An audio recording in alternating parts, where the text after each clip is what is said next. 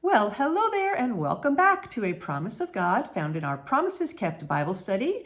This is a Bible study in which we're taking a look at 150 promises of God in the Bible. There are many more, but we're picking 150, and we're going to take a look at them over 5 months. And we today are on number 18, promise number 18. So we're moving right along here, and I think it's going great. It's quite a clip because we're doing one a day, but I hope that you're able to keep up, and I hope you're getting something out of it.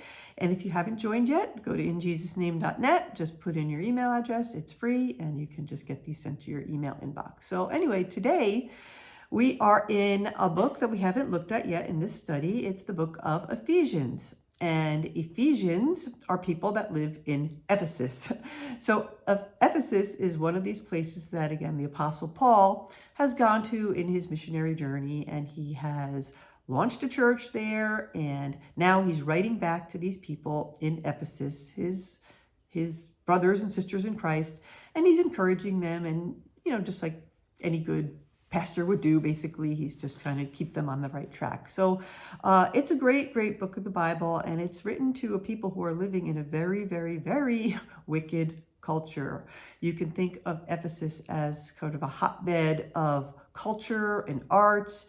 And along with that comes a whole lot of wickedness. Certainly a whole lot of pagan idol worship is going on there, along with all the rest of the stuff. So Ephesians, they needed some encouragement to just stay the track because this wickedness was all around them.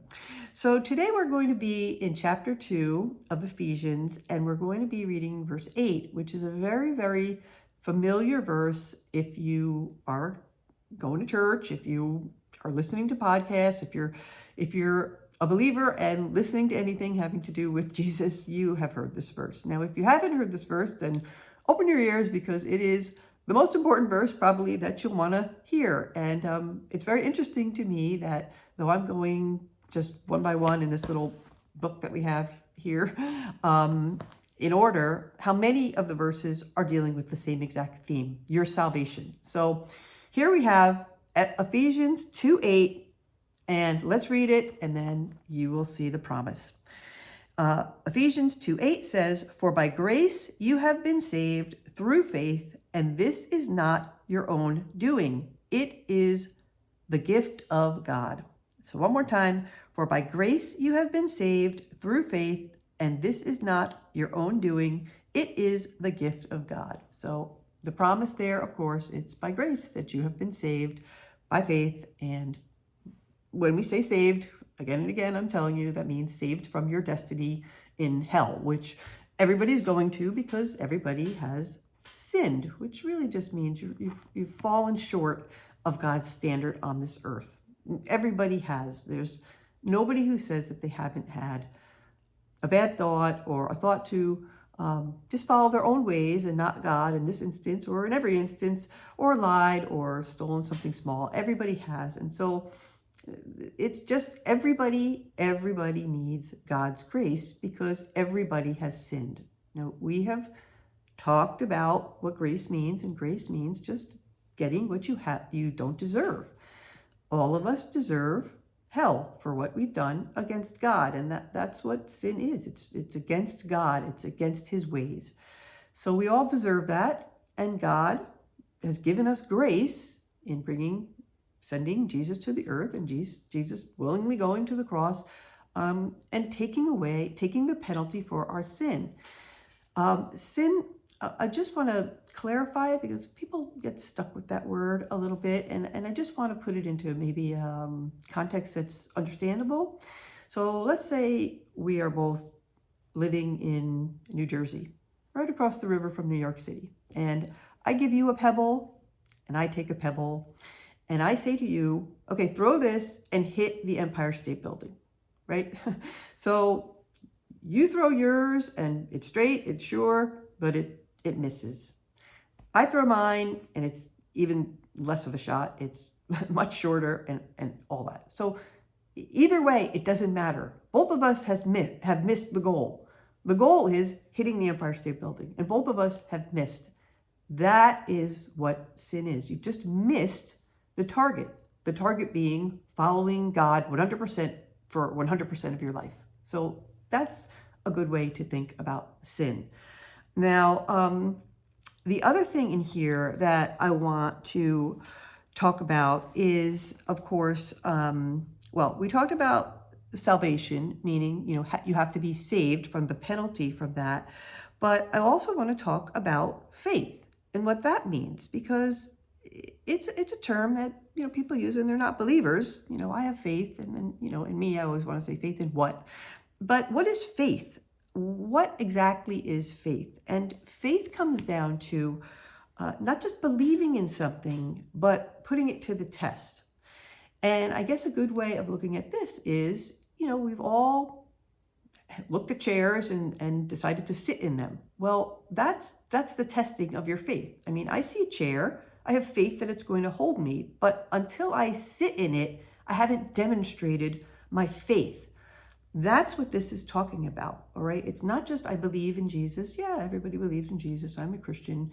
It's putting your trust in him for your salvation. It's resting your weight, the weight of your eternal fate on his lap, really on his work on the cross. And it's something to really consider, because what Jesus did on the cross, everybody kind of knows it. Oh, he died for my sins. But what does that mean? And I want you to know what it means, because something happened, a legal transaction happened that affected eternity the day that Jesus was crucified on that cross. So, as I said, we all deserve our penalty, our punishment. We've all earned it by doing things that are against God. We missed the mark. And so we have a stack of, let's just say, fines in our hand. We're holding them. And when we go to God's courtroom, he's going to say to us that day, hey, I have you dead to rights. You have this stack of violations. Why should I let you go? And your answer, could be many things. Well, I'll never do it again, and I'm a good person, and, they're minor. I didn't kill anybody. But that doesn't matter. God is 100% love, and he's also 100% righteousness. He's a perfect judge. So you would never respect a judge that was letting people go left and right when they broke the law. And God, of his own nature, he cannot do that. He can't break his own nature of being 100% true, which means 100% judge. And so you are going to go to hell. And what has happened is a legal transaction occurred. It's like Jesus came into that courtroom and said, I am going to take the penalty for Marla. I am going to take it on me. She deserves your wrath, judge, a lifetime in prison or hell. But instead of her getting that, I'm going to take it on me. And with that, a righteous judge can be 100% what his nature calls him to be, 100% judgment on what has been done wrong, because Jesus takes the penalty on him and you get to go free. So it's called propitiation, which is a big Bible word, but it just means that it's a great exchange. He gets the penalty that we deserved, and we in exchange get to go free, right? He didn't do anything. He was sinless on this earth, the only human, because he was God, he was able to do this, the only human that was able to live a perfect, sinless life. So he didn't deserve it. We did. We get grace, and we trust by faith in that legal exchange that happened, that God says over and over and over in the Bible that is what happened. Your faith in Jesus will save you. Salvation is only through Jesus. Over and over, we've had, I don't know how many promises already that say the same thing. So I hope you're hearing it and you're understanding that you can't, at the end of your life, say, well, you know what, when I get there, God's going to see me. He's going to see I'm a good person. He's going to let me in. This cannot happen. Your sentence has to be commuted before you ever get to the door there. It's one of these things where God needs to see you 100% clean of your sin, or you will not be going to heaven. and that's it. So that's a beautiful thing. Now, we can go on with the verse and see what I was just explaining, and hopefully you'll understand it now, because it says, and this is not by your own doing. It's the gift of God. So not by your own doing means it's not by your own work. Nothing you've done on this earth, it doesn't matter how good you've been, you could have donated 100% of your income every year of your life to charity and gone on mission trips and directed a church and Jesus. It doesn't matter. All of that is work, your work. And your work doesn't add up to anything in God's economy. God doesn't need your work. He's God. He loves you to do things for him and go on mission trips and donate money and all that, but he doesn't need it. And so the short of it is, your work does nothing for you as far as getting you into heaven. Only Jesus's work on the cross, and it's a free gift. He's offering it to you. I mean, there's the 100% love of God that we've all heard of. You know, why would he do this? Why would he give up his life, Jesus, God, on the cross for you? It's 100% love. And what happened there on the cross is, as you can see, how God can be 100% love and 100% judgment without any kind of stain on his character. He's not going to look the other way at sin, and yet he's going to be loving towards you by giving you this gift. So I hope that makes sense to you, and I hope that you would take this in and just embrace it and know that this is obviously not just one verse of the Bible. This is many, many, many verses of the Bible. I guess I'll just end with giving you one more example, because it demonstrates the love part maybe a little bit more than the courtroom thing. And you can think of it as if, you know, God's grace given to you, this gift of salvation through Jesus. If you were in a hospital room and you were dying of cancer, and I was able to come into that hospital room and take every single cell of cancer onto my body, you just have to say, what would happen to you? You would live. And what would happen to me? I would die. That is what Jesus did to you. If you believe, he walked into your hospital room, your SIN positive hospital room, and he took that sin onto his body, and for it, he died. And for it, you live, and you get to go on into heaven with him.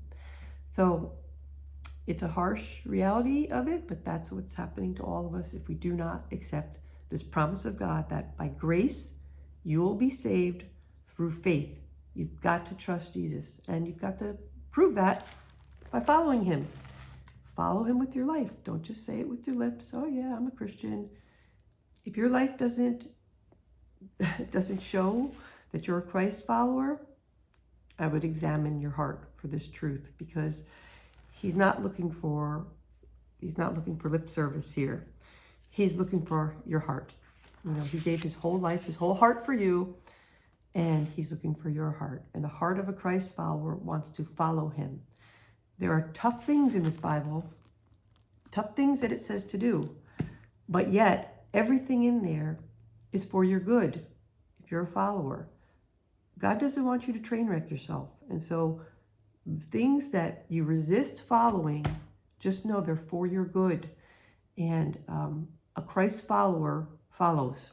Okay, so not to be too stern with you, but there are too many people out there who say that they believe that they're Christians and their life doesn't reflect it. I've heard people say before, if I walked into your home, and you weren't there, would your home give away that you were a Christ follower? How about your bank account? Would it give away that you're a Christ follower? How about what you say on social media? How about what you put out there with your lips? Would any of that show your coworkers, your friends, your unsaved family members, would any of it show them that you're a Christ follower? Faith goes into action.